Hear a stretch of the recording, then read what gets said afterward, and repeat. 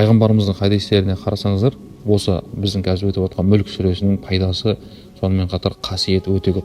Сонда пайғамбарымыз хадисінде былай деп айтқан екен: кімде-кім әр түні ұйықтайтынның алдында мүлік сүресін оқып жататын болса, Алла тағала оны бар жаманшылықтан қорғап сақтап қояды. Сонда ғалымдарымыз жаманшылық дегенде, бұл бірінші орында әрине қабір азабынан сақтау, жаңа айтқанымыздай. Тура сондай, екіншісі адам баласының өмірдегі болатын жаманшылықтан, яғни адамның алдынан келетін бәлекеттен, ауыртпашылықтан, апаттан Алла тағала сақтап қояды дейді. Сонда пайғамбарымыздың тағы бір хадисінде, кім әр қайсысың түнде ұйықтардың алдында мүлік сүресін оқымастан ұйықтамаңдар дейді пайғамбарымыз. Бұл өсиеті. Кімде-кім соны оқып барып ұйықтайтын болса, сол түнінде егер өмірде өтетін болса, қабірде сол мүлік сүресін Алла тағала сол пендеге жолдас етіп қояды.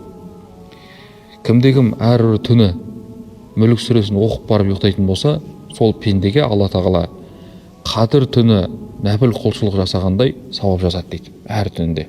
Міне сондықтан мүлік сүресін күнделікті оқып жатуға әдеттену керек.